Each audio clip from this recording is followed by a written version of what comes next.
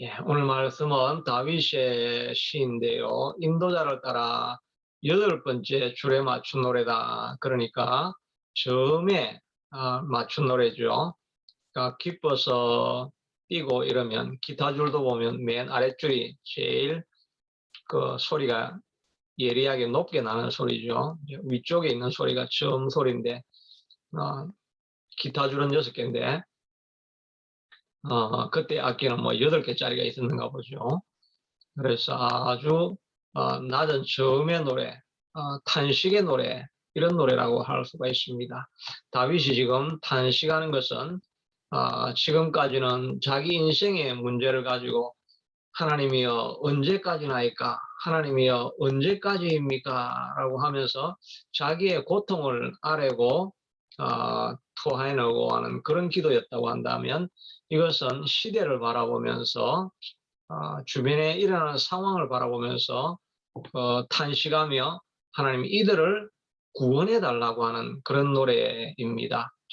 세상이 점점 더 악해져 가고 가난한 자와 곰핍에 있는 사람들은 더 많은 고통을 당하고 있는 것을 보면서 하나님이 이들을 구원하시기를 원하고 우리도 이들을 구원하기를 원합니다. 나도 이 일에 구원하는 데 쓰임받기 원합니다라는 그런 탄식이라고 할 수가 있을 것입니다. 여기 보니까 여호와여 도우소서, 경건한 자가 끊어지고 충실한 자들이 인생에서 점점 사라집니다. 세상이 점점 더 악해지고 있습니다 하는 것을 말하고 있고, 비람이 인생 중에 높임을 받을 때 악인들이 곳곳에서 날뛰는도다. 악한 자들이 점점 더 세상에서 활개를 치고 더 잘 살고 이런 걸 보면 주변에서 억울하고 원통한 사람들이 점점 많이 생겨나죠. 우리도 옛날에 한국 사회도 뭐 60년대, 70년대만 해도 그 억울한 사람들이 얼마나 많이 있었습니까? 그냥 아무런 죄도 없는데 권력에 있는 사람들이 정의롭게 하지 않으니까 정말 억울하게 사람들이 감옥에 들어가기도 하고, 또 억울하게 누명을 쓰고 얻어맞기도 하고 재산을 다 빼앗기기도 하고 그런 일들이 있죠. 옛날에 한국에 그 63 빌딩을 지었던 그 회장 있죠. 그 회장도 옛날에 그 간정할 때 그 김대중 정부가 갑자기 들어오더니 자기 물론 뭐 다른 요즘은 그분에 대해서 뭐 안 좋은 평도 많이 하기도 하시는 뉴스가 나오기도 하던데, 우리 교회 안에서 간증할 때는 들어보니까 그냥 그 김대중 정부가 들어서더니 갑자기 뭐 잘 되고 있는 그런 건물인데 그거를 다 산산 공중분해를 시켜가지고 자기는 이제 뭐 그냥 어, 바닥에 주저앉아서 그런 갑자기 회장이 그런 일을 당하게 되었다 이렇게 하면서 또 감옥에도 들어가서 원통함 속에서 지냈다 뭐 이런 이야기들도 있기도 하고 이렇게 하지요. 세상이 악해질수록 이렇게 원통하고 고통받는 사람들이 생겨나게 되는 것이죠. 그런데 한국 사회가 점점 민주화되어지고 또 그 정의가 세워지는 나라가 되어지고 이렇게 하니까 이제는 억울한 일이 있으면 당장 알려가지고 요즘 국가 뭐 청와대 그 게시판에 계속 올리고 하면 뭐 20만만 넘으면, 조회수가 20만만 넘으면 그 사람 문제는 정부에서 해결을 해야만 하게 이렇게 이제 만들어 놓고, 이래서 억울한 일이 점점 없어지는 그런 사회로 바뀌어져 가고 있습니다. 그런데 이런 정의가 지배하는 사회가 되어진 것에 중요한 역할을 한 것은 저는 기독교라고 이렇게 생각을 합니다. 기독교에 있는 수많은 사람들이 그 부정부패에 대해서 저항을 하고 또 정의에 대해서 선포를 하고 그런 일들을 사실은 뭐 민주투사 이런 사람들도 많이 했지만은 그 많은 사람들이 그 뒤에는 그 기독교 신앙을 가지고 있던 사람들이 있었죠.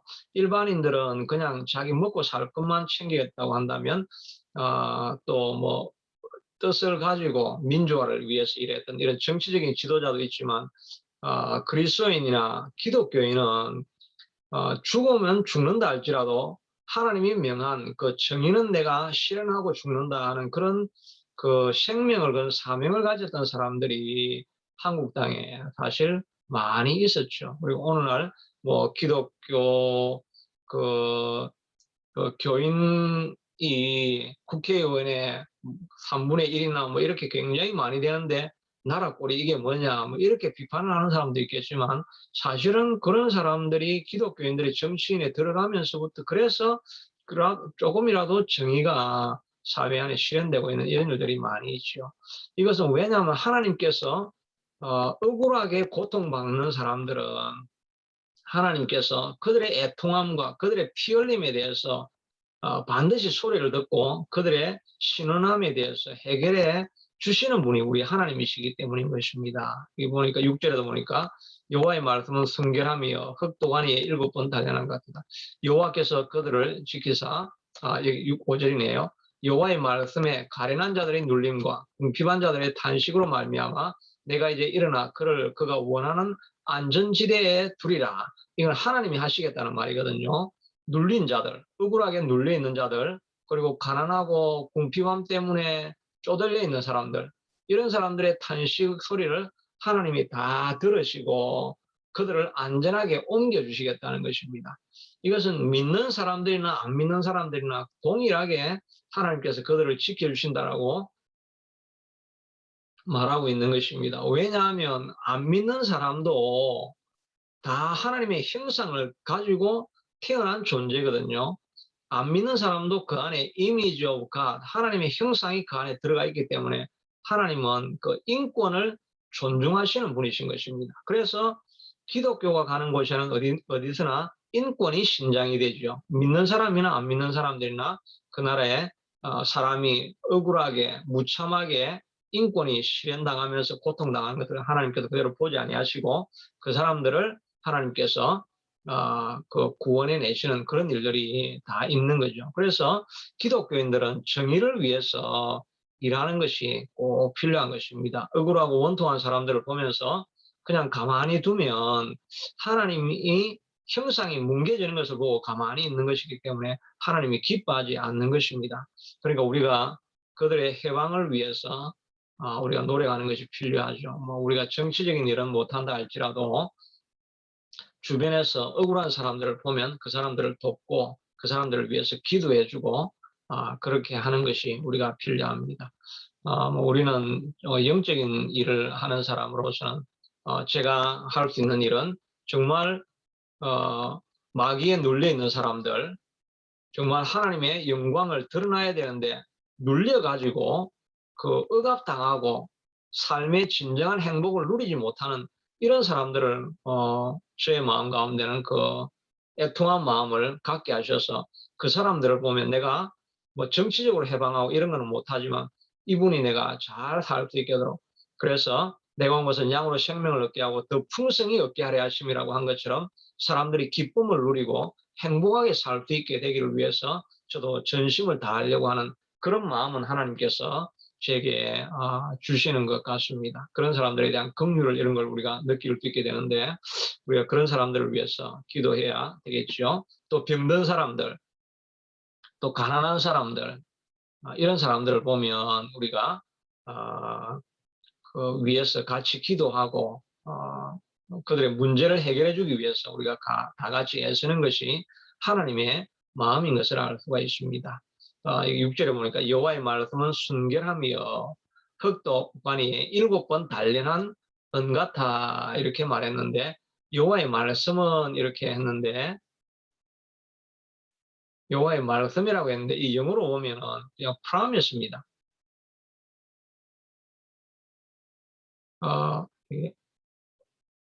6절에 words of God, Lord라고 이렇게 했는데 다른 데는 보면 쉬운 성경에는 promise라고 했거든요. 하나님이 한번 promise하고 약속하신 것은 마치 7번 단련한 은과 같아서 결코 변하지 않고 그대로 이루어진다는 것입니다. 그래서 또 하나님께서 이걸 통해서 알 수 있는 것은, 그러니까 눌린 자들, 궁핍한 자들의 탄식으로 을 당하고 있을 때 내가 일어나 그를 원하는 안전지대에 하나님께서 두리라고 하나님께서 하셨지 않습니까? 그래서 자기가 눌려 있다고 생각하는 사람들은 하나님 앞에, 하나님이 약속은 7번 단련한 은과 같다고 하나님 말씀하셨는데, 하나님 탄식하고 고통하고 있는 사람은 하나님이 구해주신다고 했는데 하나님 왜 안 구해주십니까? 이렇게 우리가 탄식을 할 수가 있는 것입니다. 내가 지금 막 눌려가지고 있는 게 이제 관계에 눌려 있을 수도 있죠. 뭐 어쩔 수 없이 미워할 수밖에 없는 그런 사람들하고 딱 있으면, 미워하는 사람도 문제지, 미워하는 그 대상도 문제지만, 미워하는 내가 꽉 잡혀가지고 마음에 억눌림이 있고 이런 사람들이 있고, 우리는 해방받기를 원하잖아요.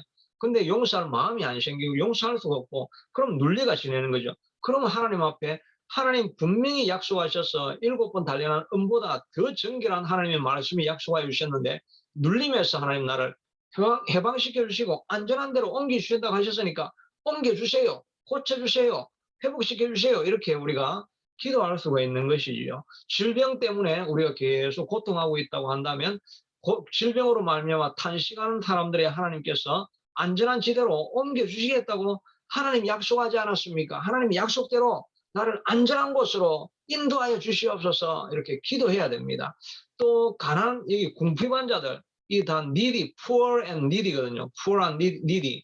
뭔가 필요가 하고 너무나 가난해 있는 이런 사람들은, 가난 때문에 그 풍성한 삶을 누리지 못하는 사람은 하나님이여 내가 눌려 있습니다, 물질의 해방을 주시고 하나님 물질 때문에 종되고 끌려다니지 않게 나를 축복해 주시옵소서, 안전한 지대로 두리라고 하나님이 약속하지 않았습니까? 7번 단련한 은보다 더 정결한 하나님의 말씀이 나를 옮겨주신다고 하셨는데 내게 물질에서부터 해방을 주시옵소서라고 이렇게 기도해야 됩니다. 자녀로 말미암아 고통당하고 있는 가정이 있다고 한다면, 자녀 때문에 눈물의 탄식을 흘리며 자녀가 온전한 신앙으로 갈 수 있게 되기를 위해서 갈망하고 기도하고 있으면 하나님께서 이런 탄식은 들으시고 안전한 지대로 옮겨주신다고 하셨으니까 7번보다 더 굳게 단련된 하나님 말씀으로 우리 약속하신 것이 내 삶에 이루어지게 하여 주시옵소서라고 하나님 앞에 기도하고 탄식을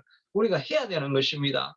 모든 관계와 또 재정과 건강과 뭐 이런 문제들 속에서 하나님이 해방시켜 주시고 노임을 받게 해 주시옵소서. 하나님의 말씀은 순결하며 흑동간에 7번 단련한 은보다 더 정결한 말씀이 1.1억도 변함이 없는 말씀이라고 하셨으니까 하나님 탄식하는 내 기도를 들어주셔서 나를 안전한 곳으로, 평안한 곳으로, 풍성한 곳으로 나를 인도해 주시옵소서, 이렇게 기도를 해야 되는 것입니다. 이렇게 기도하면 하나님께서 약속하신 것은 반드시 이루어지는 것입니다. 그냥 가만히 있는 것이 아니라 탄식으로 기도하며 내 삶에 해방을 주시고 풍성함을 주시고 내가 나누어 주고 영향력 있게 하시고 내 영광이, 다윗이 기도한 것처럼 내 영광아 깰지어다, 내 전성기의 영광이 다시 한번 일어날 수 있게 해달라고 하나님 앞에 간절히 기도하는 것이 필요한 것입니다. 하나님이 그걸 원하시는 것입니다. 그리고 기도할 때 근거가 있는 것입니다. 하나님의 약속의 말씀은 도가니에 7번 단련한 금과 같은데 하나님이요 왜 하나님의 약속이 이루어지지 않습니까? 이루어지게 해주십시오라고 기도할 때 우리의 삶 속에 모든 묻고 있는 것들이 다 풀려지게 될 것입니다. 이런 것이 풀려지는 역사가 오늘 이 예배에 참석하고 기도에 참석한 모든 분들에게, 말씀을 듣는 모든 분들에게, 동영상으로 나중에 말씀을 듣는 모든 분의 삶에서 풍성하게 넘쳐나게 될 줄로 믿습니다. 자비하신 아버지 하나님, 오늘도 주님께서 우리에게 약속해 주시고 있습니다. 내가 눌린 자들과 궁핍한 자들과 가난한 자들의 탄식을 듣고 그들을 안전한 곳으로 옮겨주시겠다고 약속하셨고, 하나님의 말씀은 도가니에 단련한 7번 단련한 은보다 더 순수하고 정결하여서 1.1핵도 변함이 없다고 하셨사오니 그 약속이 우리의 삶에 일어나게 하여 주시옵소서. 이걸 원통한 마음을 가지고 하나님 앞에 부르짖고 기도하며 나아가서 내 삶의 변화가 이루어지기를 갈망하게 하시고, 그래서 간증이 있는 인생이 될 수 있게 하도록 축복하여 주시옵소서. 모든 말씀 예수님 이름으로 기도드리옵나이다. 예, 이 기도 제목을 가지고